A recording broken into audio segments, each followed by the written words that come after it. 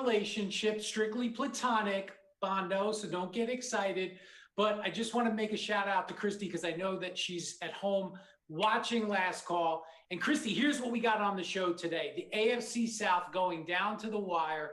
An amazing play, probably the play of the week. Brandin Cooks, you probably missed it because out of 2,500 plays a week, this is what Stephen Bond selected. But Brandin Cooks made a very controversial catch. And then the Lions, my Detroit Lions, did they get hosed?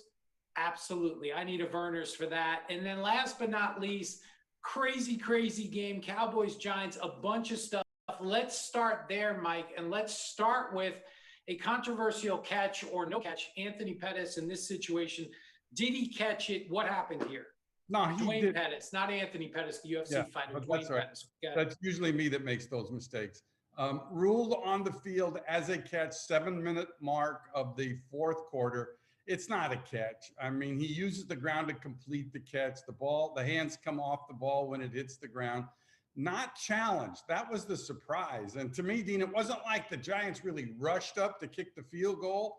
But, you know, the Giants ended up getting a 50-yard field goal from Graham Gano. Had this been challenged, it was a 10-yard difference. It would have been a 60-yard attempt and probably beyond, you know, Gano's capabilities. But everybody's quite surprised. You know, Buck said that he saw Mike McCarthy looking up at the scoreboard. As we know, there's a lot of scoreboard watching that goes on when it comes to deciding to challenge or not. But I was basically very surprised that McCarthy didn't challenge this. Yeah, you know, you think about coaches' challenges, and this year was a down year for coaches' challenges, 148 challenges, which was the least amount of challenges since 1999, which was the first year replay came back. Obviously, pass interference review was a big play that was challenged last year. That's not around, but still a low number for coaches' challenges. And every team has someone up in the coach's box that's responsible for watching. There's a monitor, 2 monitors actually in the coach's box with the program feed. Same thing that everybody at home is getting. And there's somebody that is assigned to watching that feed and letting coach know whether he should challenge or not. It was interesting. Mike McCarthy made some comments after the game. If we could pop that up, he just felt it was too close. If you read this here, just felt it was too close, felt it was a bang situation. We just didn't think there was enough information to overturn it. So obviously they considered it, didn't think that there was enough information to challenge it. Obviously late in the game, timeouts are critical. Those are valuable. And Coach McCarthy felt like he didn't want to risk the timeout. But again, like you said, it is an incomplete pass. Had it been reviewed, I can't imagine that call standing. The ball hit the ground before he had control. And obviously it changes the decision for the Giants. Are they even going to attempt a 60-yard field goal? Do they go for it? Who knows what would have happened, but it certainly would have had an impact on how the rest of the game played out. Didn't seem like Skip Bayless liked the call whatsoever, that's for sure. You know, it does bring up the interesting point, though. There are teams, like you say, that have people that watch upstairs, watch that program feed. I still am a little bit surprised that they don't use more officials. They have done it in the past, but, you know, I always thought a resource of a retired official that's recently retired, especially a downfield official who makes those decisions on catches, no catches. I know if I was a coach, you know, I wouldn't necessarily delegate an assistant coach to make that decision or a video guy, but I'd be more inclined to hire an official. But, you know, certainly one that I'm sure now he wishes he would have challenged. And then, Dean, we did have another crazy play. I mean, the Wayne Gallman fumble, and this is at the end of the game. I mean, this is a play where all you got to do really is just go to the ground and the game's over and the Giants win.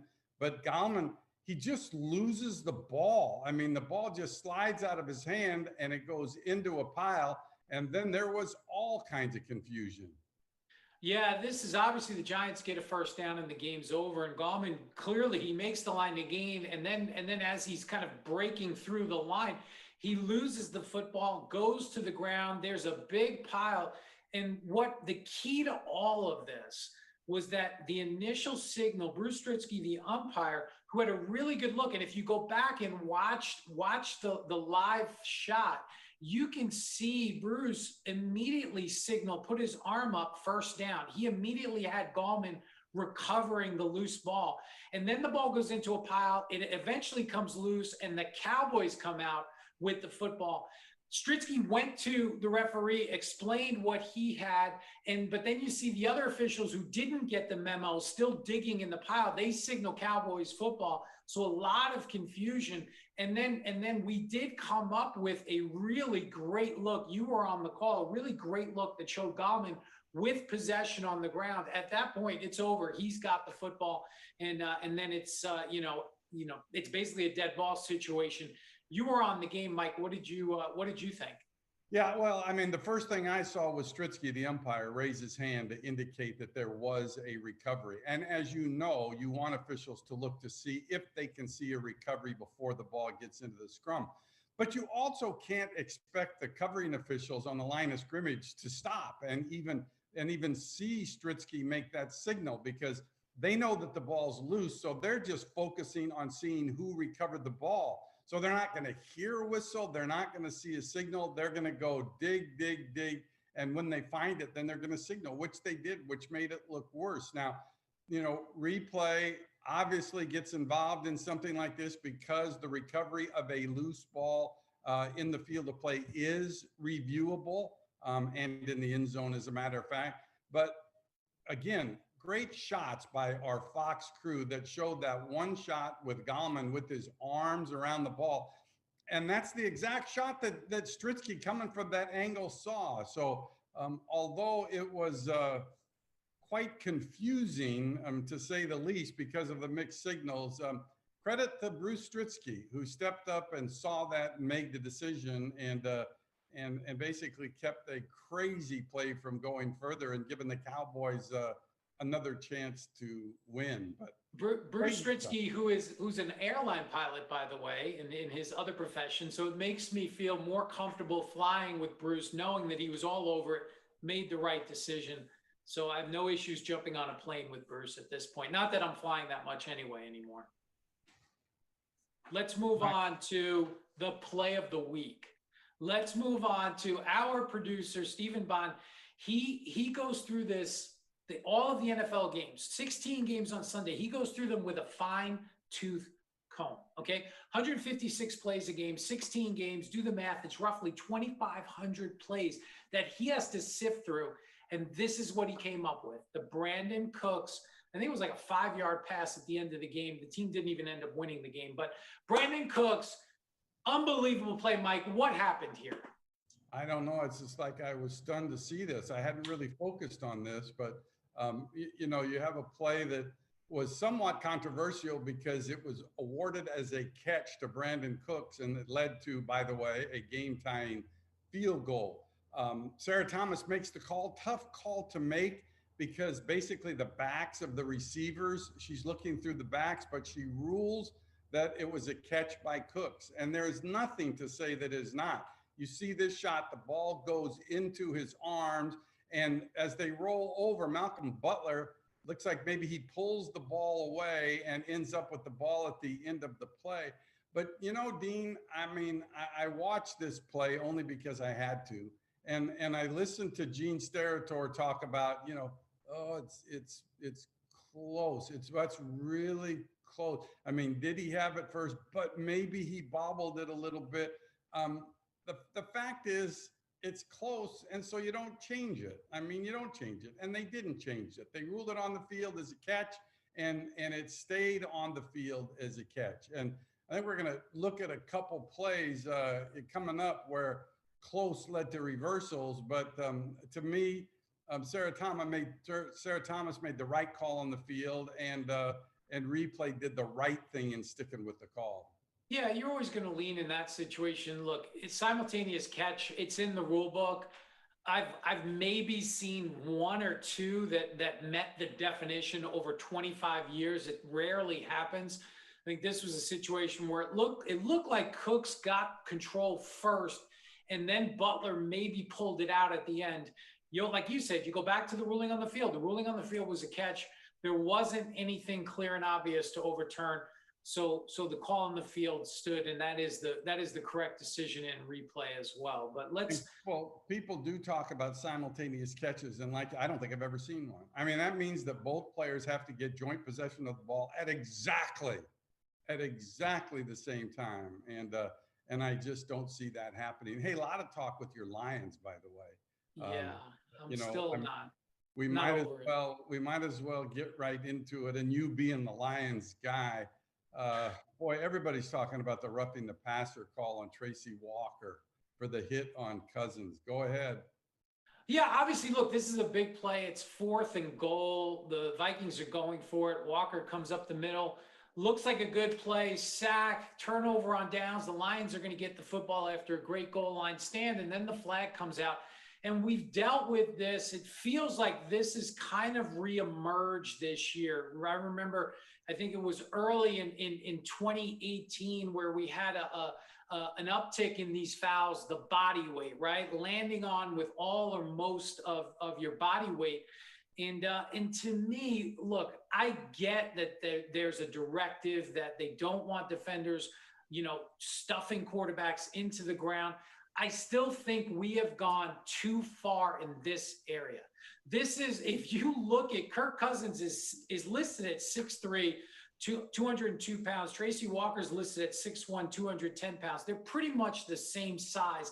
And you've got one guy trying to tackle the other guy, and there's just momentum and there's force involved. There's nothing additional here. There's no punishing act. He's just following through.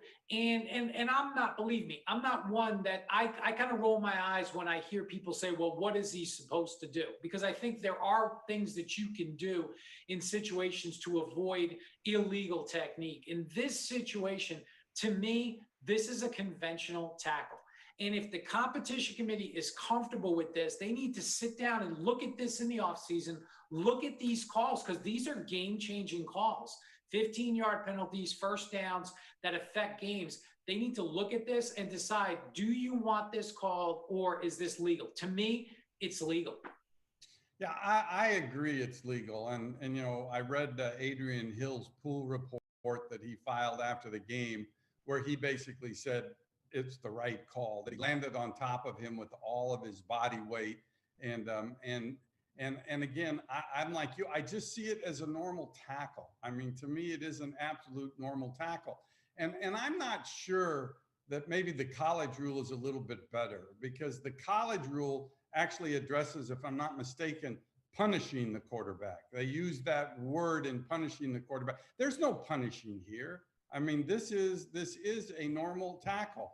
And the problem is, and you told me earlier that there's been a little change in philosophy, that, the officials, the referees were told to watch to see for the defender to brace himself when he gets to the ground by putting his arms out or turning to the side. And so that seemed to be pretty consistently enforced. But then all of a sudden, then a little change in the philosophy. You got to do that early. You got to do that early. You got to get the hands off early. So they're making it tough on officials, but on referees specifically when it comes to this. But I just think that you got to look at this and say it is a normal tackle. There is no punishment. There is no unnecessary punishment added here. And I get it. They're trying to protect them, but it's a huge call. And I, like you, don't agree with the call. And I'm just going to say, go ahead. No, I just think, and you make a good point about putting the referees in a tough spot. I think Adrian Hill's in a tough spot here because, and just as well as I do, when officials get direction, they'll follow that direction. They are trying to be as consistent as possible, and they're going to do what they've been directed to do. And you're going to make that call, have to make that call in real time. We're obviously evaluating it in slow motion and multiple angles. He's got to make that call in real time.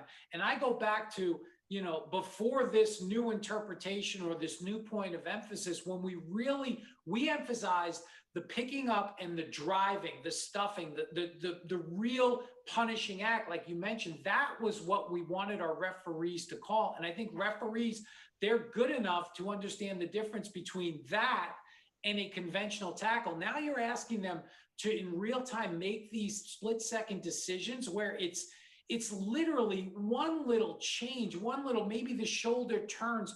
That's really tough to do and be consistent. I think the referees are in a tough spot right now. I agree, but then when you change during the course of the year, and I know that I was accused of this when I ran the department, right? Changing the philosophy mid-season. I mean, you probably got accused of that too. But when you do change philosophies and the way you look at things in the middle of the season, I mean, officials have a tendency to overreact. I mean, it's a subconscious overreaction. And I think that's really what we have in the case here with Adrian Hill, because I don't think, again, 50 guys in a bar, right? The 50 drunk guys in a bar, nobody thought that was roughing the passer except for Adrian Hill. And probably the NFL will support it because he did land on What's top. a bar? What is a bar? Is that, that's I haven't been to. You go have a 7 and 7. That sounds like something from 2019. Or maybe a gin and tonic. How about I haven't been to a bar. Let's move on. Let's go to another play. You start here. The Lions, again, my Lions, I just want to gather my thoughts. I'm going to have a Verner's before I talk about this play. Marvin Jones catching the end zone. Look, I'll be honest. We looked at it before the game was stopped. We saw the ball move. We didn't see really anything that would indicate that they were gonna stop this and overturn it. And this stop came very late. They were lined up for the 2-point conversion, and you're not supposed to. The offense is not supposed to be able to even get lined up after a score. You got to confirm it, and then it gets reviewed. What did you see on this one, Mike? Well, what I see is, in my mind, looked like it might be an incomplete pass, but I couldn't prove that it was. I have to see the ball hit the ground. We know he's going to the ground, and we know that the ball comes loose after he hits the ground, but I have to see the ball hit the ground. And I don't think, and I heard our announcers talking about, you didn't really see it hit the ground. It looked like it actually was in elbow and it bounced off the elbow. So it's kind of one of those, Dean, where, it's really kind of irritating to me. The biggest error in replay to me is overturning something that shouldn't be overturned. You want to stay with it? I mean, replay has a saying. They have a saying in New York: stands is your friend. So you look at it and there's not enough for you to reverse it, then you stay with it. I'm all for that. But reversing when you shouldn't reverse, and there was a play in the LA Charger game at the goal line where the ruling on the field was a touchdown and they reversed it to short. You could never see the football. And I don't think there was enough to reverse this, Dean. I'm tired of hearing about this system Hawkeye that might be coming in and piecing shots together and syncing time thing. To me, I get really nervous heading into playoffs when the notion of clear and obvious is compromised. And I think that was a case here and in the Charger reversal of a touchdown. Yeah, and I think there's a balance. And I don't think the Marvin Jones play should have been overturned. The ball does come loose. Maybe it hits the ground. Maybe it hits his elbow. I can't tell. I went back and looked at it again today. I still can't tell if the ball hits the ground. I don't see a shot of the ball clearly on the ground. So to me, stands is the proper ruling. As you think about that balance with technology, when we brought replay back in 1999, right? It was standard definition. Go back and go on YouTube and watch an NFL game from 1999. It looks like you're underwater. That's the clarity that we had. So indisputable 50 guys in a bar, it jumped out. Today, with where technology is, with the HD and eventually 4K and slow-mo and super slow-mo, what's clear and obvious and what's indisputable, that bar has kind of moved, and that needle has moved a little bit. So I get the having the ability to be more technical in replay decisions, but you have to avoid being overly technical. And you have to, and I went through this myself, making decisions. I may convince myself that something is clear and obvious, but can I convince the 50 guys in a bar? Can I convince the 10 million people at home? Can I convince the players, the coaches? Can I convince everybody who's watching this that call should be overturned? And if you take that next step, I think sometimes you'll end up letting a play stand versus being overly technical. On the flip side, I don't think stands necessarily. I think sometimes we go too far with stands, and we don't want to just use it as a crutch. But again, I agree. If it's not clear and obvious, you have to stay with the call on the field. And numbers were up this year. 54% of all replay reviews were overturned. That's a high number for replay. And again, I think it's part of the technology being better, but I think it's also in some instances being overly technical. Yeah, and I agree, and I worry about replay when I see things like this, and we know, and they go through stages, right? I mean, a couple years ago, I mean, they were reversing things which they were way too technical. New regime, actually, it was Al Riveron, I think, and Russell York had just taken over, and they got too technical. Then they went maybe a little too far the other way. But again, as you've said many times, so have I. Hey, it's judgment. It's an individual's judgment. But to me, if I watch a play and I hear the commentators going, man, I don't know, it's really close, and then for 90 seconds, they're running things back and forth or 60 seconds, leave it as called on the field. But that's my feeling. You know what else bothers me? Poor dental hygiene. I brush my teeth at least 3 times a day. I try to instill that upon my kids to make sure, because if your teeth go, I've never had worse pain in my life, and I've broken bones, I've gotten stitches, I've gotten concussions than when I needed root canal. And that toothache was the worst pain I've ever had. So I think good dental hygiene is really important. So I appreciate this. I appreciate what Stefan Diggs did, and I appreciate this next tweet. Mike, what did you see here? I think that's great. He apparently had oranges. I mean, you got oranges for hydration on the sideline. Have you ever had like orange pulp stuck in your teeth? Oh, man, it's the worst. It feels terrible. That's why we in the studios, what do we have? We have picks, right? We have those picks that we could, because God knows what we eat in there. What do we eat? M&Ms. You bring the amount of candy that I eat, I have to brush my teeth at least, like I said, 3 times a day, floss. I think it's very important, and I also think it's a sneaky way for Stephen Bond to get another Buffalo Bills reference into the show. Congratulations, Bondo. You got it again.